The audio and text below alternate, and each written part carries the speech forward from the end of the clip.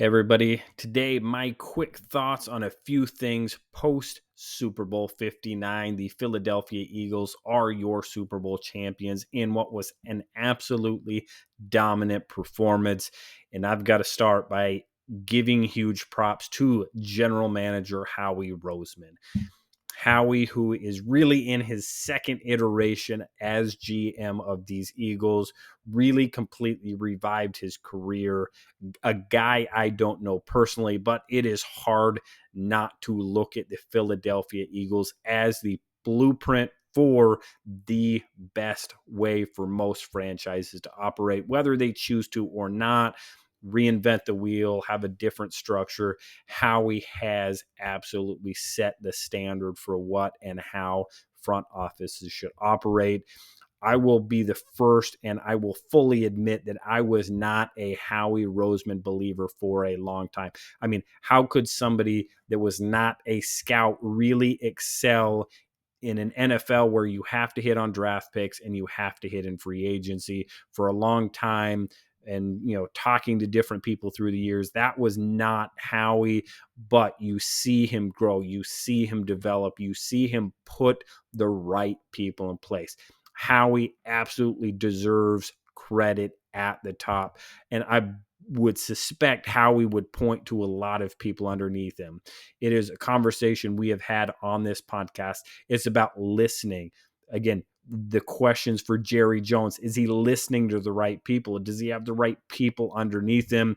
Again, I would fully expect Dallas to have those right people in place. But again, Howie has those people in place. He has put people in place who he can get the right information to put the right pieces in place. They have absolutely nailed the draft the last number of years. Again, whether they just draft from Georgia, draft from the SEC, draft from big schools, their players are consistently playing on Sundays that they drafted, and that is why they absolutely dominated and look like they're going to be a team to reckon with for the next couple of years.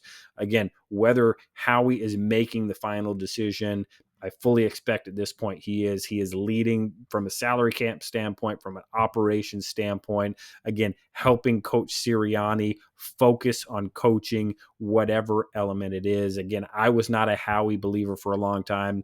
It's hard to. I'm now fully a Howie Roseman believer. An incredible job, and again, in that same light, I would say I'm hesitant to jump on the Chiefs bandwagon in a similar way. Brett Veach, a different role to that GM spot. Now, Andy Reid, I think we all understand, runs most of that football operation, scouting, coaching, everything. So you flip-flop, you put the head coach on top of the GM. But again, Brett Veach has absolutely led that organization in a way, taken enough off of Andy that Andy can focus on the coaches. You've got an incredible DC in Spagnuolo, who's really running that side of the ball. Again, Kansas City came out, was outclassed from start to end, really got dominated in the trenches. Again, I would expect Brett, Andy, and that entire Chiefs organization to be back, a little different structurally, but again, huge credit to Brett Veach and that organization. But again, back to the Eagles, I want to hit on a second decision and a player. The big ticket, Mekhi Becton, was kind of a focal point in that game yesterday. Injured. You were going to see how that player respond. I personally was at Louisville. I was personally part of the draft process when Mekhi Becton, the big ticket, was coming out of Louisville.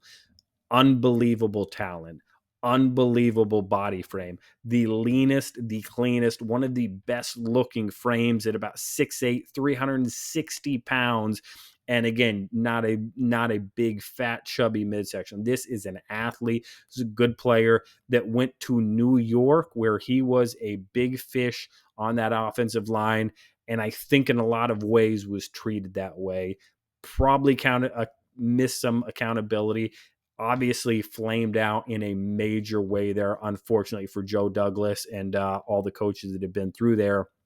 The great thing that Nick Sirianni, that Eagles coaching staff did, they said, hey, what if we brought Mekhi in, who is unquestionably a left tackle, maybe a right tackle, stick him at right guard next to probably the best right offensive tackle in the NFL and maybe ever. Again, certainly for a long time, certainly NFL for the last 10, 15 years in Lane Johnson.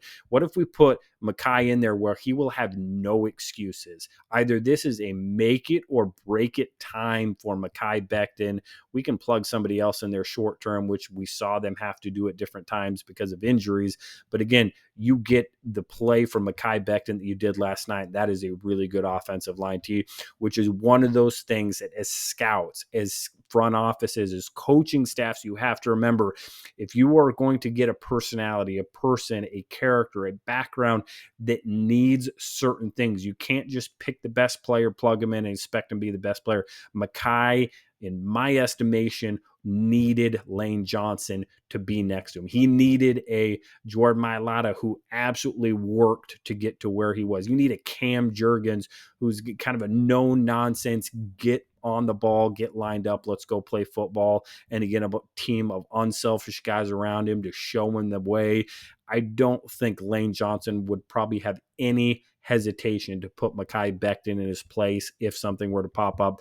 As a result, the Eagles are Super Bowl champions. Mekhi Becton's best football is probably still in front of him. Hopefully a reset allows him to, make money in his next free agency contract because, again, I don't think anybody wants to see him back on that Eagles offensive line because of how good that makes them. So my quick thoughts on the Super Bowl. Again, congratulations to anybody in Philadelphia, to everybody out there. And again, I'm a Howie Roseman guy now. Good luck to the Eagles and good luck to everybody moving forward trying to catch up with them.